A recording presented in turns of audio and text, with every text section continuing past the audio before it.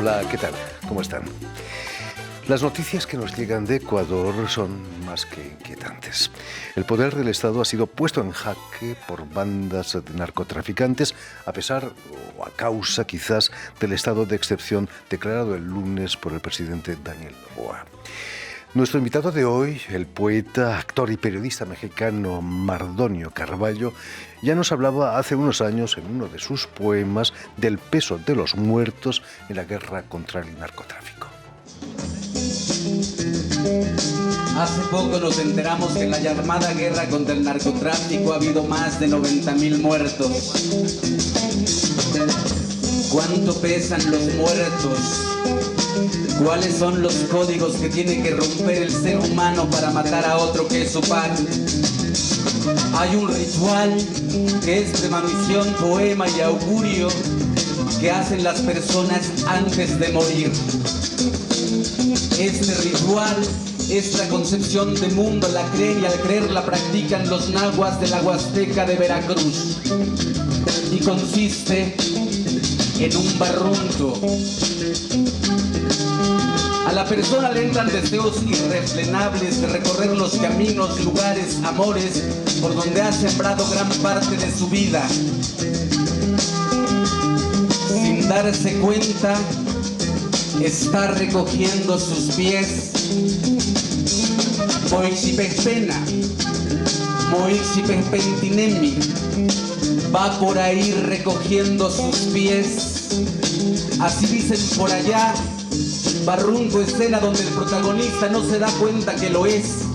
Los que están alrededor sí, o al menos eso se espera. Muy buenas tardes, Mardonio. Mardonio Carballo. Bienvenido Muchas a Radio gracias. Francia Internacional.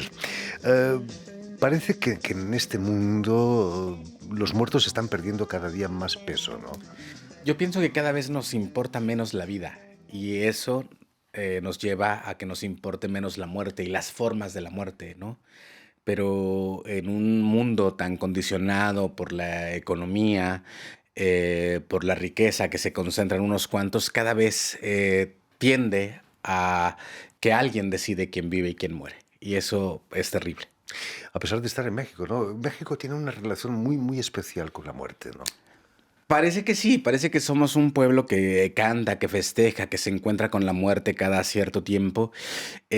Siento que esa maravilla forma de festejar a la muerte es un poco no renunciar a la memoria, porque al mexicano se le ha dicho que debe renunciar a la memoria, que no debe hablar de lo que estuvo atrás o lo que está atrás, porque yo no creo que haya claudicado en eso, sino que al final de cuentas solo se han sobrepuesto imágenes, nuevas tradiciones, nuevos ídolos. Sin embargo, me parece que atrás está la memoria de lo que somos, un pueblo de múltiples pueblos indígenas que se resiste a morir, que está ahí todo el tiempo.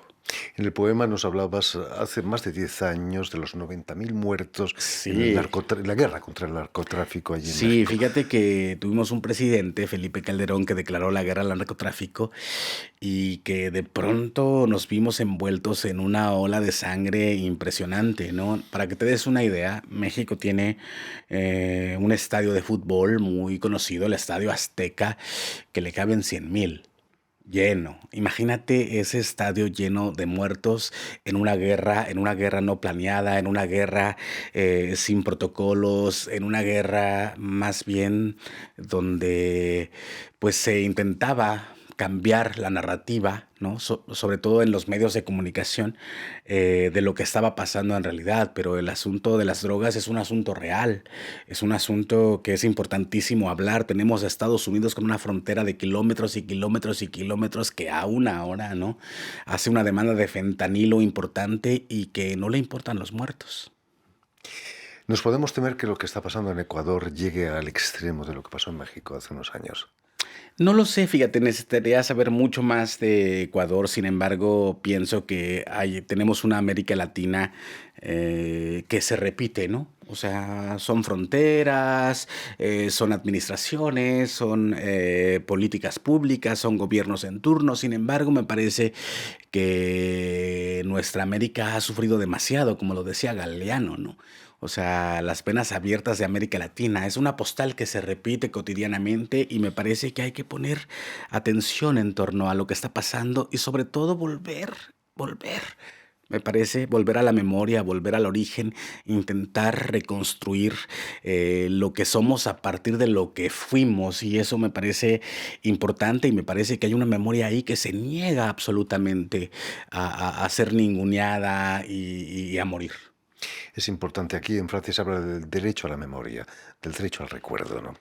Permítanme que recuerde a nuestros oyentes que has nacido en Chicontepe, en el estado de Sí. Veracruz, y que el náhuatl fue tu idioma de la infancia. Es cierto que tu propio padre fue discriminado por hablar náhuatl. Sí, yo creo que mi padre, como el 90% de los mexicanos aún hoy, ¿no? Mi padre era un hombre, es un hombre que fue a la escuela primaria, una escuela primaria absolutamente castellanizante, donde lo que le inocularon fue la vergüenza de hablar su idioma. Yo tuve la fortuna de tener dos padres que hablaban la lengua náhuatl de manera importante, sin embargo, la única orgullosa ahí era la que no fue a la escuela, ¿no? Era mi madre, ¿no? Que maravillosamente fue analfabeta, pero absolutamente digna, ¿no? Entonces mi padre oscila, porque aún hoy tú lo puedes escuchar hablar con los viejos de la comunidad y él habla un náhuatl perfecto. Sin embargo, cuando era niño, le dijeron que no tendría que hablar esa lengua y mi madre, que no fue a la escuela, eh, no tenía problemas con eso. Absolutamente defendía su pertenencia a un pueblo y absolutamente defendía su manera de nombrar al mundo en un idioma distinto. Se puede hablar de castración cultural cuando a uno le impiden hablar su propia lengua. Absolutamente, porque mira, justamente del libro que venimos a hablar, la canción de las flores, ni Xochitl ni Cuicatl, tiene un texto de Alberto Manguel, un escritor de excepción, me parece, un filósofo importante, un narrador de la situación humana de manera extraordinaria. Él dice que quizá cuando vimos las primeras imágenes, antes de que el hombre empezara a nombrarlas, empezó una revolución de sonidos en el cerebro cada vez que veía una imagen y por eso tuvo la imponderable reacción de nombrarlas. Entonces me parece que sí, que los idiomas al final de cuentas lo que hacen es crear un mundo, dibujarlo o por lo menos intentar acercarse a esa belleza del mundo. Por supuesto. El náhuatl es la lengua más hablada, la lengua autóctona más hablada Mm, en México. Creo sí. que son más de 3 millones de Sí, sí, o hablantes. sea, la lengua náhuatl podría ser un país, por ejemplo. Me gustaría que escuchásemos un poco de náhuatl con uno de tus poemas. Claro.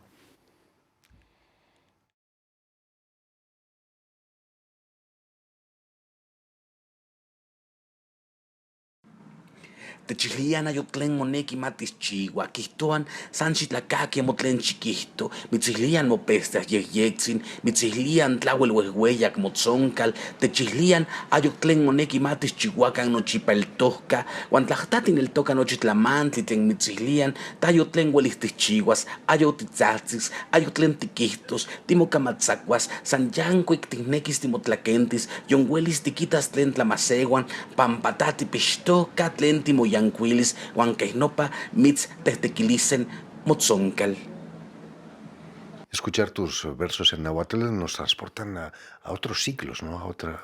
Pues eso es un tiempo que me parece en infortunio, que parece que hablamos de un tiempo pasado, pero justamente este libro que presentamos ahora aquí en París da cuenta de que en realidad lo que se rompió fue la narrativa, ¿no? Hay una narrativa que dice que los poetas en lengua náhuatl se acabaron con Nezahualcóyotl y cuando llegó la invasión española a México, pero en realidad no. En realidad los poetas pueden cantar de las desgracias de los pueblos, de sus propias desgracias, de hacer loas de su propio pueblo, porque no se ha roto. Somos la continuidad de Nezahualcóyotl, somos la poética que sigue estando, por fortuna, sonoramente y imaginariamente en un mundo que no se quiere ver, pero ahí está. De hecho, me parece que es imprescindible que podamos, no solo en la lengua náhuatl, en México se hablan 68 idiomas después del castellano.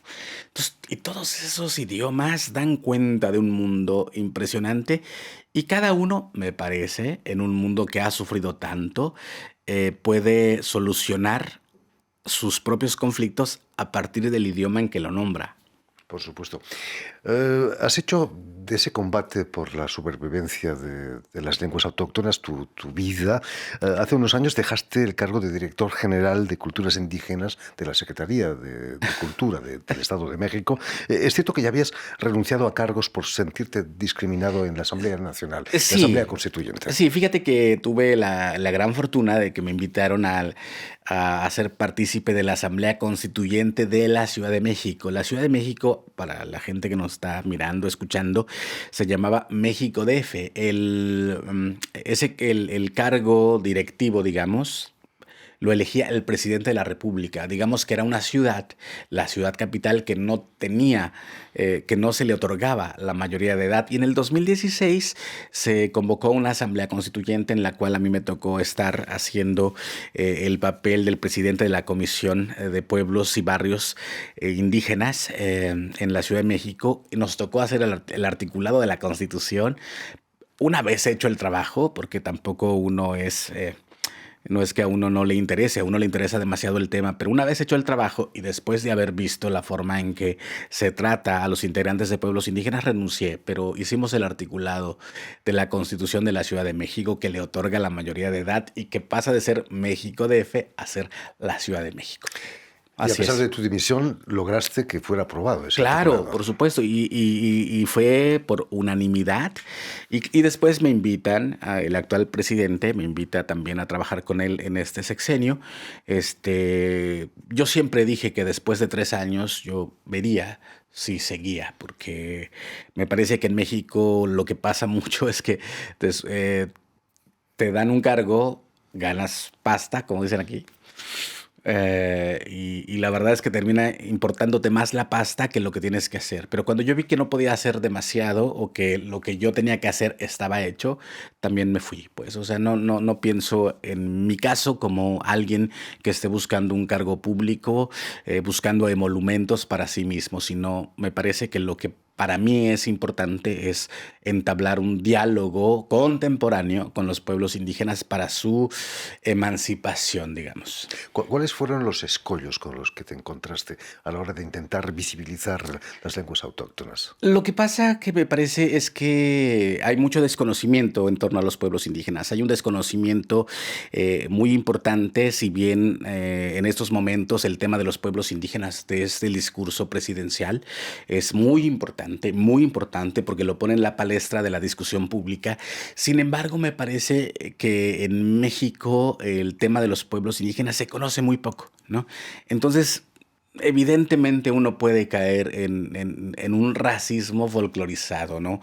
En una romantización que no deja de ser racista, y me parece que ahí es donde tendríamos que empezar a trabajar, involucrarnos profundamente con respecto del tema de los pueblos indígenas para no caer en eso que me parece un montón de personas que están trabajando con el actual presidente caen todo el tiempo, ¿no? La romantización, que no es otra cosa que folclore, y no es otra cosa que una forma de racismo. Otros países como Perú están haciendo mucho, el gobierno está haciendo mucho para que el quechua sea generalizado y se le dé el valor que necesita. ¿Se pueden copiar quizás sistemas de otros países? Yo creo que México está a la vanguardia en ese sentido. Yo no creo, o sea, no creo que Perú, ni creo que Bolivia, ni Ecuador estén como fuera de ese fenómeno. Yo creo que si uno digamos, no conoce a profundidad, uno podría decir, lo que está pasando en México es impresionante. Y sí es impresionante. Sin embargo, me parece que el racismo está tan interiorizado que uno no se da cuenta, ¿no? Uno termina siendo buena gente con los indígenas y no queremos buenas ondanzas, queremos justicia, queremos reivindicación, queremos tener los derechos que nos corresponden, más allá de que nos traten bonito frente a las cámaras o frente a hechos trágicos. No, me parece que hay que construir el país que queremos a partir del respeto y la justicia hacia los pueblos. Perdón, ¿y por dónde pasa la normalización de lenguas como el náhuatl? Quizás por la publicación de libros, conciertos, hacer rock en náhuatl. ¿Existe el rock en náhuatl aparte del slam que tú estabas haciendo hace poco? Yo creo que en México existe un movimiento muy importante con respecto del hip hop y del rock and roll en las lenguas indígenas. Me parece que todo tiene que pasar por el tamiz de la justicia, creo, ¿no? O sea, los medios de comunicación tienen que tomar su papel, el papel que le corresponde un poco para difundir más allá del idioma castellano contenidos en lenguas indígenas. Tienen que la Secretaría de Educación Pública tendría que pugnar por la educación en lenguas indígenas. La Secretaría de Salud debería tener un ejército de traductores, porque en México se hablan 68 lenguas, lo cual lo hace un universo Más absolutamente complejo. Y yo siempre he dicho, Jordi, que sí, es difícil. Es difícil, es muy difícil, es muy complejo, es muy caro, porque no se ha hecho. Sin embargo, es un derecho y eso me parece que tiene que pasar por ahí. Pues, sin embargo, me parece que el arte ha hecho una suerte de camino llano donde puedes seducir. Yo hablo de eso. Hablo de la seducción de vuelta, hablo de la seducción a través de los libros, a través de la poesía, a través de este maravilloso encanto que tiene el ser humano al encontrar en la poesía una forma de sublimación de su espíritu. Como nos decías, has venido a París para presentar este libro en la Maison de la Amérique Latina, la Casa de América Latina, La canción de las flores. Ha sido editado en náhuatl, Náhuatl español. Y francés Son 3 también. ediciones. Náhuatl español, náhuatl francés y náhuatl inglés. ¿Qué Maravillosamente. significa para ti? Creo que es la primera vez que vienes a París, además para presentar un libro que ha sido traducido al francés, ¿no? Sí, yo creo que no muchos autores mexicanos, ya no hablemos de indígenas, han sido editados por una editorial extranjera, en este caso JBE Books, editorial francesa. Sí creo que es un hito, me parece importantísimo. Tenemos maravillosamente, lo puedo decir, tenemos sold out hoy. Que es hoy, el día que presentamos el libro, ya está lleno. Tenemos más de 100 solicitudes que quizá no logren entrar. Pero maravillosamente uno se encuentra que hay una apertura de corazón, de intelecto, de alma, de una suerte de agución del oído para escuchar otra lengua. Yo creo que la poesía y el arte en general lo que logra es entrar mucho más suave. Y yo creo que también esa es otra cosa. Creo que también muchos de los compañeros indígenas en México están todo el tiempo enojados y todo el tiempo, vamos a pelear. Y yo creo más en el arte. Creo que eso lo hace, no sé, respeto mucho las formas de lucha de cada uno de los compañeros que están en esta reivindicación. Sin embargo, yo siempre pugnaré por la belleza. Quizás en estos tiempos en que la guerra está presente en las portadas de todos los periódicos, son más necesarias que nunca las canciones y las flores, ¿no? Las flores como un elemento, además, que me parece brutal. Las flores como un elemento de seducción, las flores como un elemento de reconciliación. Las flores también en esa crueldad, ¿no? Porque las flores se marchitan, porque las flores también dictan el fin de una relación, porque las flores también son arrancadas de un jardín. Entonces, sí, me Esa parece. es su belleza, lo efímero de las efímero. rosas, de las Así flores, es. ¿no? Exactamente. Cuéntanos, ¿cómo conociste a Alberto Manguel y cómo lograste que te hiciera un plano Fíjate que para no tu lo libro? conozco. Es Se maravilloso. interesó por tu libro. Lo conoceré hoy maravillosamente. Esta fue una gran gestión de nuestro editor David de JB Books, que hizo esta maravilla. También la traducción de Patrick Sorin, que hizo la traducción al francés, y de Adam Com, que hizo la traducción al inglés. Yo mismo me encargué de la traducción al castellano. No lo conozco. Yo estoy muy emocionado de saber que un hombre de la talla de Alberto tenga unas flores hechas palabras en este libro, que nos parece un gran hijo, hermoso. Es un hijo colectivo, es un hijo de múltiples padres, que me parece que es un objeto delicadamente hermoso. Fantástico. En fin, muchísimas gracias Mardonio Carballo, por haber estado aquí con nosotros.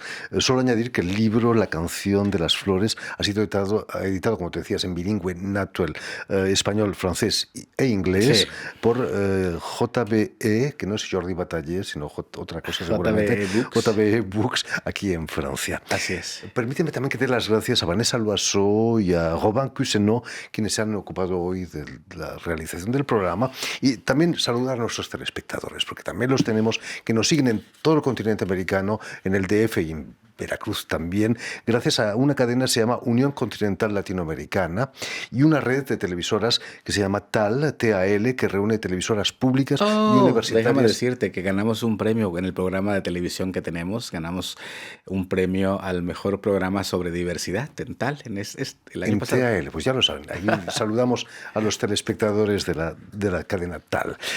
Y a ustedes, muchísimas gracias por su atención y les damos cita para una nueva edición de El Invitado de Radio Francia Internacional.